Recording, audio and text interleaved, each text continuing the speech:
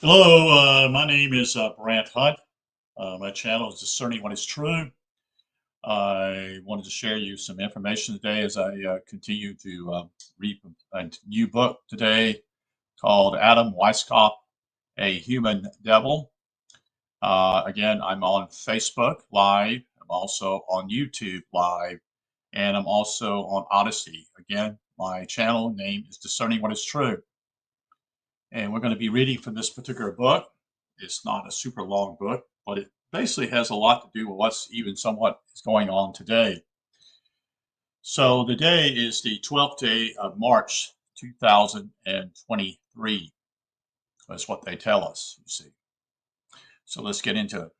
Adam Weishaupt, A Human Devil. This book was written by Gerald B. Winrod, W-I-N-R-O-D. Here's a quote. If those that remember British history, they will know this quote. The world is governed by very different personages from what is imagined by those who are not behind the scenes. This is a gentleman named Disraeli, who was involved in the government in the 1800s, the prime minister. So behind the scenes, disorders, revolutions, economic convulsions, and political upheavals do not happen.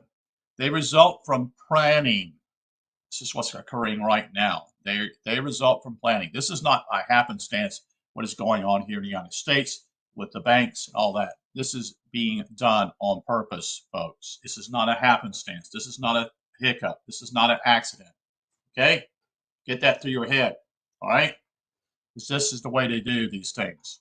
They're moving the human people in the way they want to move them, which they've already warned you they're going to do a lot of things. That's not in the book, but I just want to share that. Under the surface, unknown to good people, there are constant plots, schemes, tricks, and intrigues. Human forces continue their subterranean activities until they reach a boiling point. Then an explosion takes place on the surface. The rank and file of people are caught off their guard. There comes a devastating outburst in which lives are lost, property is destroyed, and human development is retarded.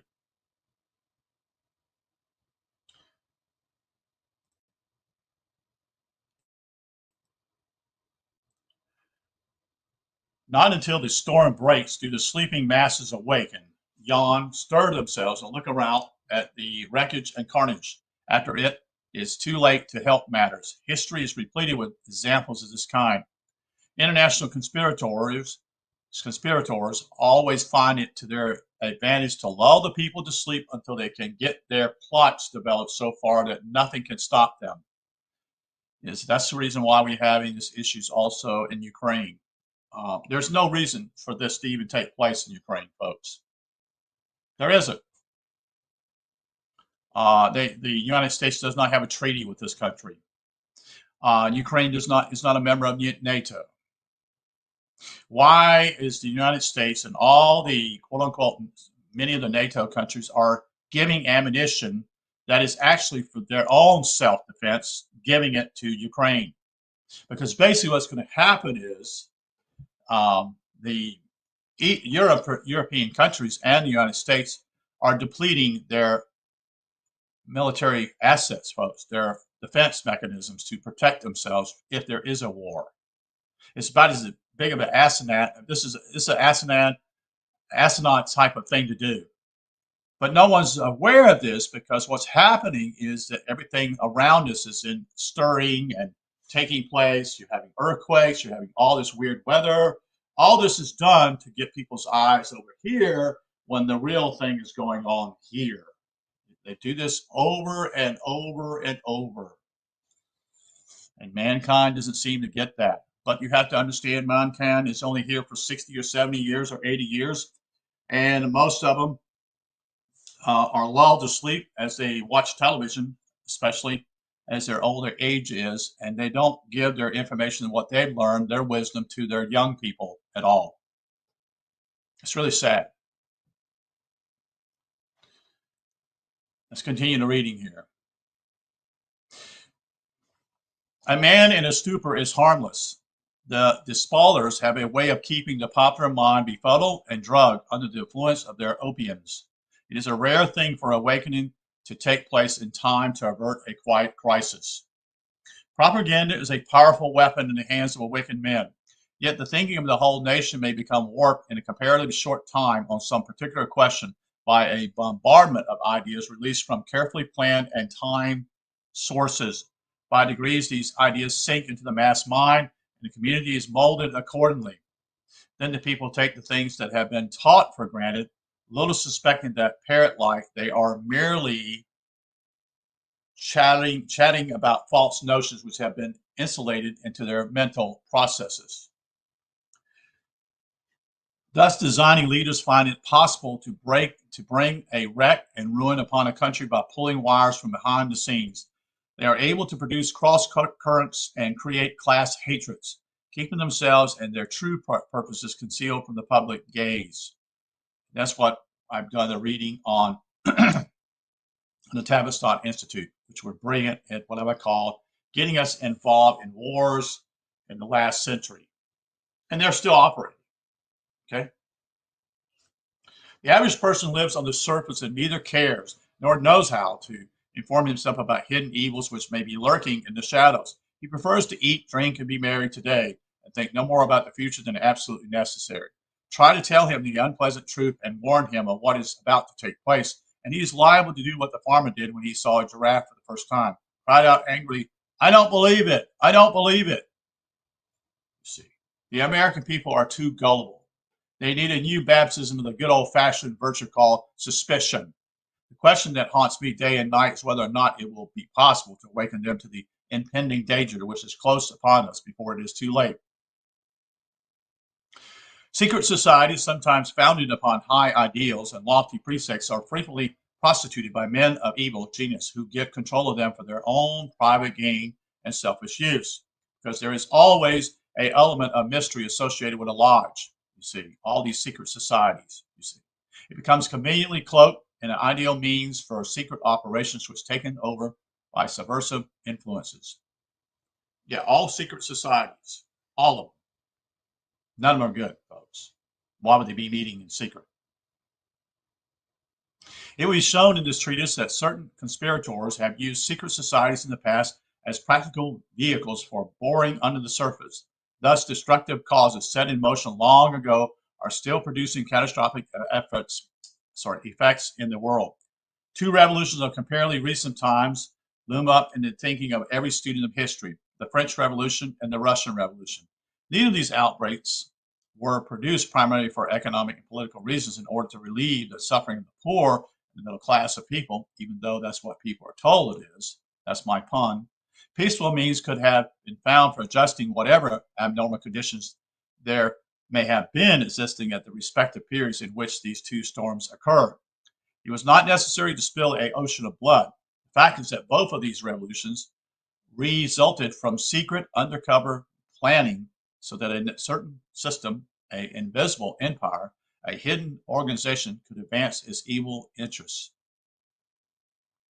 The fundamental purpose was to produce an onslaught against Christianity and the moral and social system which it had produced on the earth. On July 14, 1856, Disraeli delivered a significant address before England's House of Commons, in which he said it is useless to deny, because it is impossible to conceal, that a great part of Europe, the whole of Italy and France, and a great portion of Germany, to say nothing of other countries, is covered with a network of secret society. Just as suffices of the earth is now being covered with railroads and what are their objects. They do not attempt to conceal them. They do not want constitutional government. They do not want ameliorated institutions. They want to change the tenure of the land, to drive out the present owners of the soil, and to put an end to the ecclesiastic establishment. Subsection, Illuminism. The history of world revolution is bound up in the history of a philosophy, or rather a disease, known as Illuminism. The believer in Bible truth discovers in the weird system of occultists a demonic principle capable of warping and twisting the minds of those who allow themselves to come under its influence. The satanic germ out of which Illuminism unfolds is found in the letter of Apostle Paul to the Ephesians. We wrestle not against flesh and blood, but against principalities, against powers, against the rulers of the darkness of this world, against spiritual wickedness in high places. And there is a divine illumination which comes into the soul of men through the revealed presence of the Holy Spirit. So also there is a counterfeit light which poisons, blights, blasts, destroys, produces moral decay. There are psychic laws, black mental currents, which if contacted will bring one under the conscious control of Satan. There are seducing spirits capable of impregnating the human mind with the doctrines of devils. And what I'm sharing with you again is from this particular book, okay? It may not reflect my own belief systems or my own belief of what is true and what is false. So, but that's how this has been done. You see, this is this whole idea of the duality again, good against evil, you see. And the church is supposed to be the good, and the government's not the government's, but those that try to overthrow are considered bad. There is a white light of spiritual illumination, and there is a black light of satanic illumination. Satan himself is transformed into an angel of light. Illuminism is rooted in black magic. It produced a mighty wave of occultism in the 18th century, which even swept governments from their foundation, and the end is not yet. These same hidden forces often use influential leaders as their pawns, are still actively engaged in pushing their programs of world chaos with a final objective in view of pulling down the temple of civilization and blotting out Christianity from the face of the earth. No matter where we find Illuminism or how we trace it to ramifications, Satan is always the mastermind behind it. Saith the Christ, I beheld Satan as lightning fall from heaven. It is true that satanic light fills the earth. This accounts for the fact that the world is in darkness. The occult forces from which Illuminism proceeds are as old as the kingdom of Satan on earth. But for the present, we shall trace its rise as a visible organization from the latter part of the 15th century.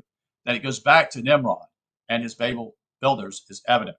That it will produce the last great world dictator known to students of Bible prophecy, as they would say, as the Antichrist, is probable. Pausing to consult the Encyclopedia Britannica, we discovered that the term illumination has been used for centuries by mystical groups to indicate that light had been communicated to them from a higher source, or as due to a clarified and exalted condition of the human intelligence. The same authority finds illumination first emerging from among the Gnostics, which of course takes us back to the beginning of the Christian era. Gnosticism was a filthy, abominable system invented by the devil to pollute and besmirch the early church in every conceivable manner. It was based upon the twin evils of spiritualism and immoral sexual practices. It taught that the idea that reason surpasses faith. Well, I don't have a problem with that. It taught the idea that reason surpasses. But anyway, I want to read this book because I think it's just key. But again, you must understand who the author is. One of the earliest and most prominent Gnostic leaders was a Jew by the name of Simon Magus. Turning to the volume Moravians, compared and dictated by Livingston, we read, these are heretics, and that they were heretics of the worst kind that ever defile and disgrace the Christian name. It allowed by all denominations of Christians. Some of these lived in the first century and even in the apostles' days, but the second century was more fruitful in the production of this generation of lifers. Such was the excellency of their knowledge and illumination, who arrogantly styled themselves Gnostics, that they claimed to be superior to Peter or Paul or any of Christ's other disciples. They only had drunk up the supreme knowledge or above principalities and powers, secure of salvation, and for that very reason are free to debauch women or indulge in all manners of licentiousness. Simon Magus, who taught that his harlot was the Holy Ghost, instituted certain foul and infamous mysteries, and expressly filthy, and had his symbols equally filthy to celebrate them.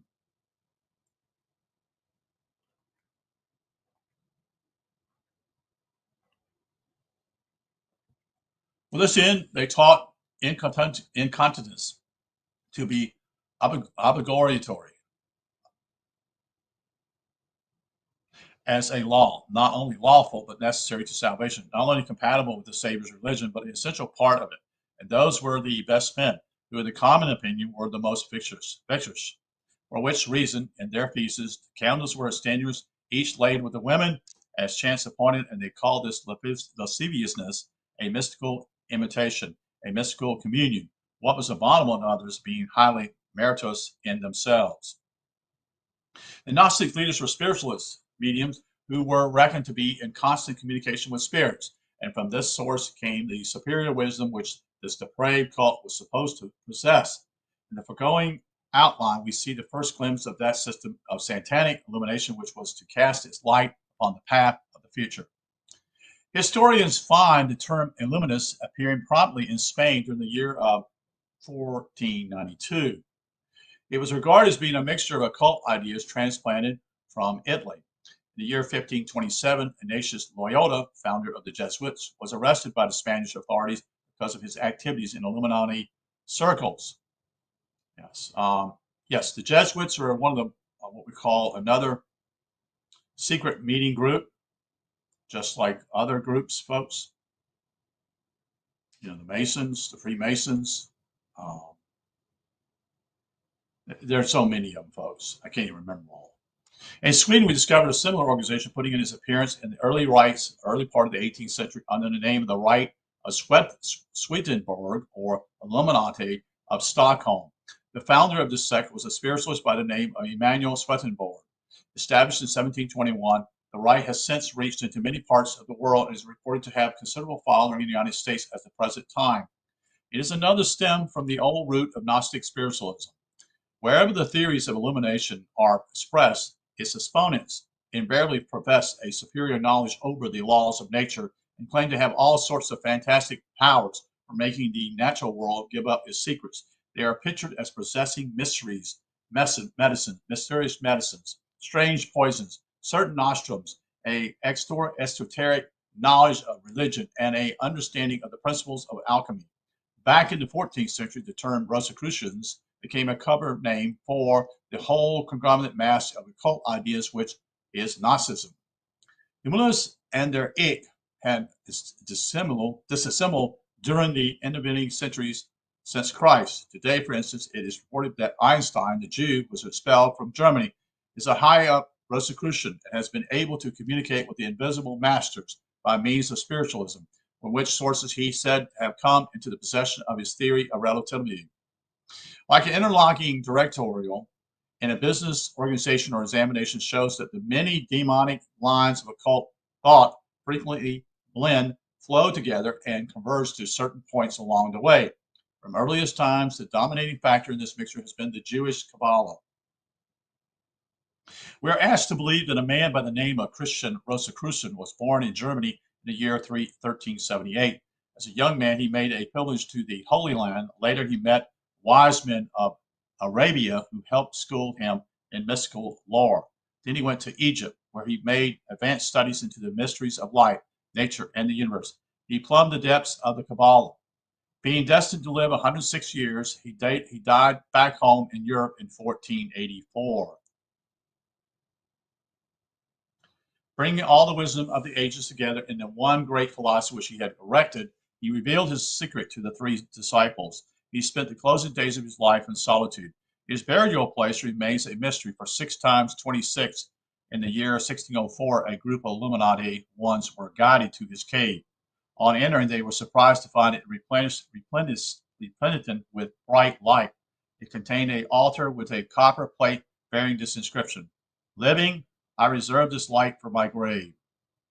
This is Nesta Webster says, I suggest that the Christian Rosicrucian was a purely mythical personage, and that this whole legend concerning his travels was invented to disguise the real sources which the Rosicrucians derived their system, which would appear to have been a compound of ancient esoteric doctrines of Arabia and Syrian magic and of Jewish Kabbalism.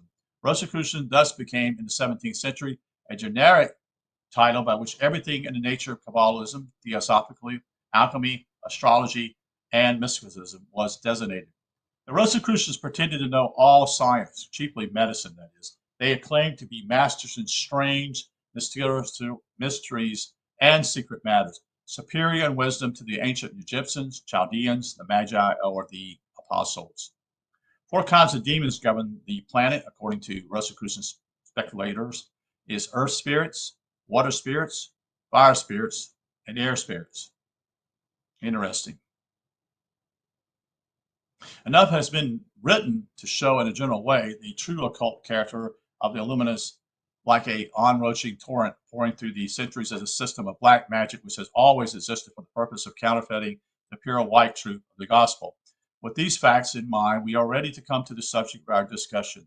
That is, Adam Weishaupt, who was a man of sufficient capacity to be able to tap in upon this stream of satanic energy and centralize it into a program of world conquest, which he named the Illuminati. Adam Weishaupt. This man was born in southern Germany, February 6, 1748. As a comparatively young man, we find him occupying the chair of canon law at Ingolstadt University. Hidden behind carefully arranged camouflage, he's no doubt possessed more power than any other single individual of his day. Through his ability to mold human beings and bend them to his will, he was able to set forces in motion which have since wrecked whole countries, nations, and destroyed millions of lives. The impact of his impact of his evil genius is still being felt the world around, even down to the present hour. The plot has been carried on with such secrecy and diabolical cunning that the man's name is scarcely known beyond the circles of research where it has been dug out by students who have a special interest in occult matters and the study of subversive influences. It is, of course, to the advantages of those who are today unloading Weishaupt's schemes upon the world to keep his name and his principles away from the public view. It is remarkable how his followers have succeeded in keeping him out of sight. Weishaupt used men to carry out his ideas like a carpenter uses tools. Being cognizant of the fact that he was building for the future, that he was molding generations unborn, he seemed to have no personal vanity that required immediately gratification. He was content to plant the seeds of destruction and allow them plenty of time to germinate. A brilliant writer on subversive movements has said, "It is a unvarying rule of secret societies that the real authors never show themselves." The French socialist freethinker Louis Blanc, B-L-A-N-C, of the 19th century utilizes Weishaupt as being one of the profoundest conspirators who have ever existed. On the other hand, we find Mackey, a American Mason, describing him as follows in the book, A Lexicon of Freemasonry. Weishaupt was a radical in politics and an infidel in religion, and he organized this association not more for the purpose of aggrandizing himself than of overturning Christianity and the institutions of society. It is pleasant to discover a Mason thus condemning this monster of iniquity, because other Masons, particularly in England, had praised him simply because he was able, in his day, to gain control of the European Masonry, bent it to his will, and use it as an instrument for carrying out his conspiracy against God, Christ, the church, and civilization. Perhaps this is a time and place to say in capital letters that Freemasonry in America and Freemasonry in Europe are as different as day is different from night. This fact should be borne in mind as we proceed to discover how Weishaupt succeeded in perverting the order in continental Europe, thus using its lodges and underground breeding places of crime, anarchy, altruism, and as atheism and violence. Parallel attitudes towards Christianity had been discovered in Weishaupt, Voltaire, and Frederick the Great. Each gave lip service to the cause of Christ when they found it convenient or expedient to do so, but never failed to improve an opportunity to contribute to its destruction. Weishaupt took personal credit for the vicious agencies which he started functioning. Hear him as he exclaimed, "What it cost me to read, study, think, write, cross out, and rewrite. The dreams that were uppermost in his mind was a constant thought of destroying the existing order of society. Being obsessed with this ambition, he looked about for weapons whereby the task could be performed in the shortest possible time. He soon saw what might be accomplished if he could bring the lodge rooms of Europe under his control." A.B. Baruel, I guess is how you pronounce it, Barruel, a French patriot and a Catholic priest who lived contemporaries with Weishaupt, wrote freely about the relation of the Illuminati lodges to the French Revolution. Baruel also made a penetration examination into the life and personal affairs of the subject of our discussion. The man who invented his Illuminism only to convert it into the common sewer of every anti-Christian and anti-social era is the way he speaks of Weishaupt.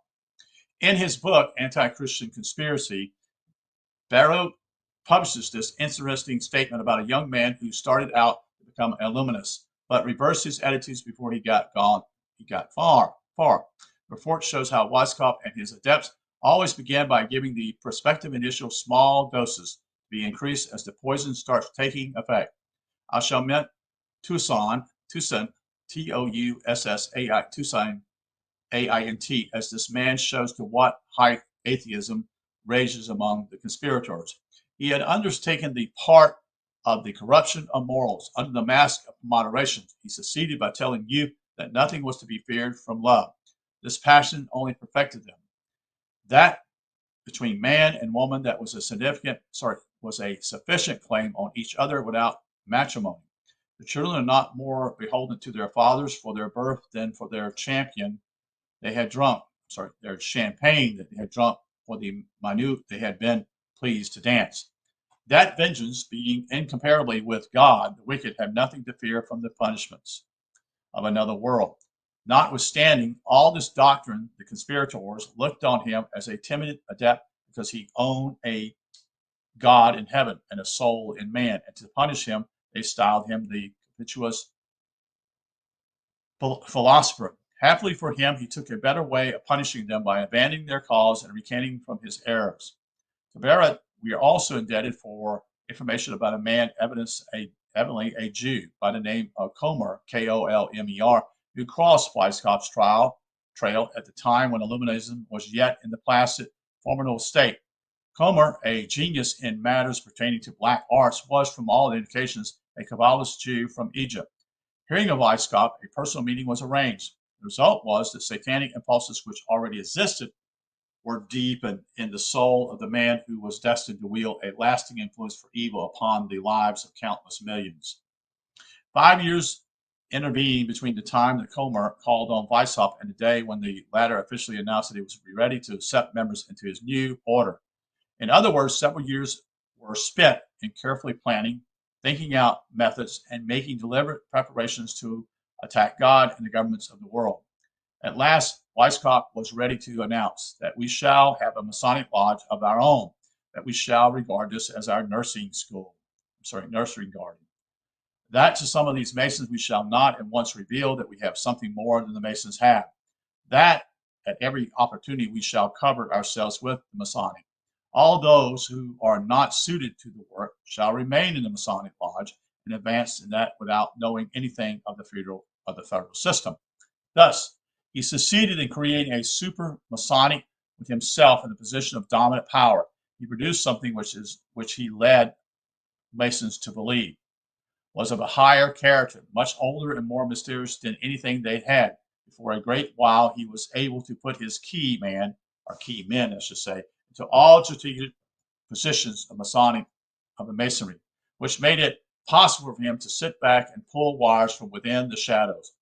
More will be said about this later, but let it be remembered that in everything what Weishaupt said and did, he was always emanated with just one desire, namely to destroy, and to destroy. When he ruled Masonry, he did it with this one thought in mind, to use it as the instrument of destruction so as to accomplish his secret aims, the extermination of Christianity and the leveling of all governments to the ground. In his personal life, this man was a moral pervert. He lived in an incestuous relationship with his sister-in-law. When it was discovered that she was to give birth to a child, he became seized with fear and planned an abortion. From documents which fell into the hands of the German government, it had been discovered that his organization possessed dreadful poisons and had no hesitation about using them when to do so might serve to silence an enemy or advance their cause in other ways. They had a powder which produced blindness, a prescription of poison which had an insidious, slow but deadly effect, the formula for another poison which devoured everything when sprayed into the face, etc. They also possessed a strange substance called Lucenwasser, which means Louise water, because it was secretly given to Louise, the crown princess of Saxony, to further the romance with Torcellia and thereby distract from the reputation of the ruling dynasty. These secrets were all made known to the Bavarian government when it confiscated the lodge property of the organization on August 16, 1785. In their collections of poisons and weird chemical compounds, they had aborted remedies, and it was to these that Weishaupt resorted in his fright when he learned of the physical condition of his sister-in-law. He wished to make a suitable abortive, the form of which was known to the organization. He wrote a distracting letter to a doctor who was a fellow member. We have already tried several things to get rid of the child. She herself is willing to undertake everything, but Europhone, that's spelled Euriphon, is too timid. Fate later delivered this letter into the hands of the government official with a key to the code in which it was written, whereby it was made understandable to the authorities. It contained a further reference to Celsius, who could certainly help me and had already promised to do so 3 years ago. The last sentence shows that this monster of Weiss had been occupying himself with abortive remedies already for 3 years. The abortion failed, and the child, a male, was born January 30th, 1784. This particular section is called the Illuminati. Hold on just a second here.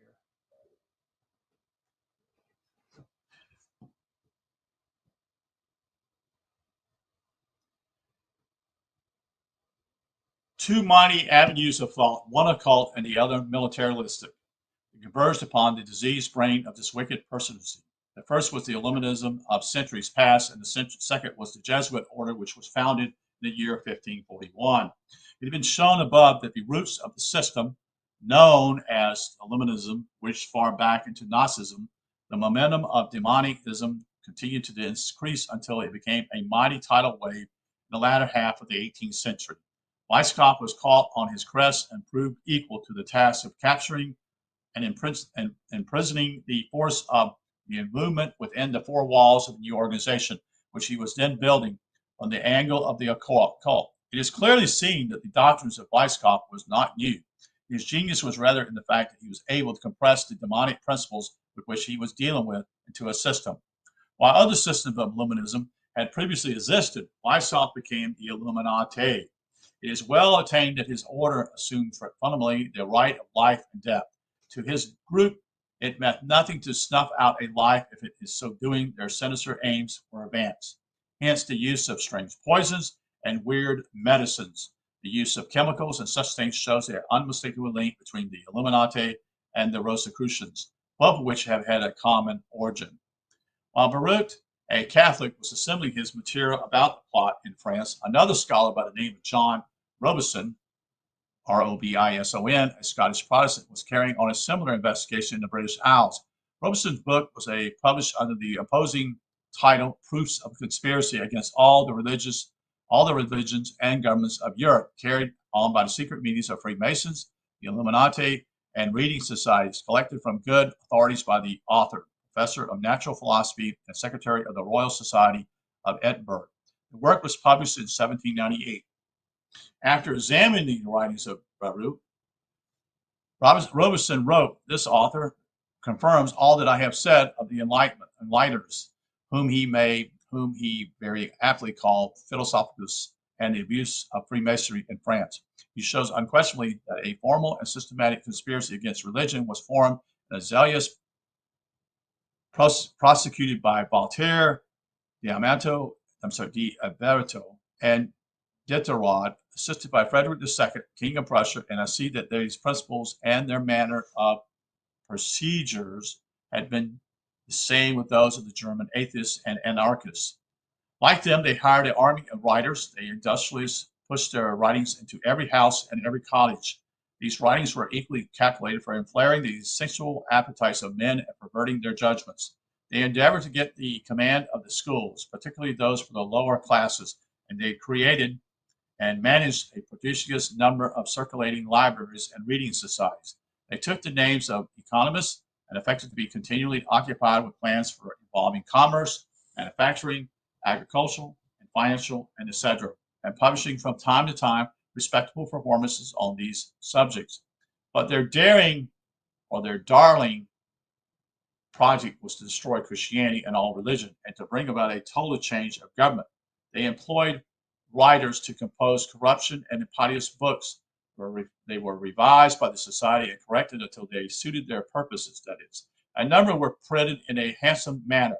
to defray the expense, and then a greater number were printed in the cheapest form possible and given for nothing, or a very low price to hawkers and peddlers, with the injunction of distributing them secretly through the cities and villages.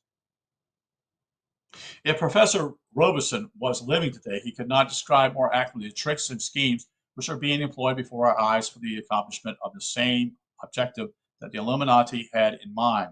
Some people think communism is only a blood and thunder proposition sponsored by men who are capable of throwing brickbats and bombs. This is far from the truth. The more dangerous conspirator is the one who occupies a chair in a classroom and insinuates his poison into the centers of learning. Call it education, folks, or propaganda would be a better word today. The connections between the Illuminati and the modern communism will be shown presently as being self-evident. While the Illuminati possessed an esoteric, mystical side, that appealed to lodge members, and yet this was not the phrase of which Weishaupt was most deeply concerned. All of this mysterious glamour was to him only a means towards an end. Mrs. Webster remarked significantly, on the contrary, the more we penetrate into his system, the more apparently it becomes that all the formulas he employs, which derive from any religious source, whether Persian, Egyptian, or Christian, merely serve to distinguish a purely material purpose, a plan for destroying the existing order of society. Miss Nesta Webster is right. Weishaupt's chief aim in his life was world revolution. He simply prostituted Masonry because he found it to be the most practical tool available for the accomplishment of his devilish purposes. To beguile Masons and capture the order, he worked out an elaborate system of secret degrees through which his followers were led step by step and finally graduated in his mysteries. Men who came under his hypnotic spell soon found their minds so confused that they were no longer capable of looking at life through normal eyes. Local lodges, thus polluted, became spawns for breeding vice and revolution.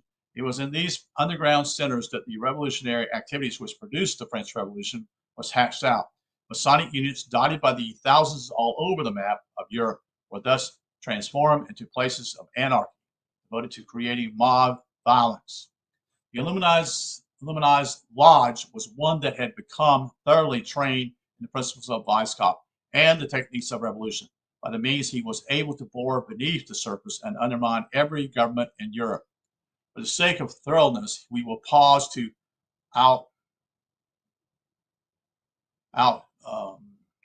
the various degrees, the 24 lines, the various degrees which constitute the path of advancement of Illuminism, that is the Masonry. These degrees were solved by Weishaupt himself. The first class, first degree, medical degree of preparatory seminary.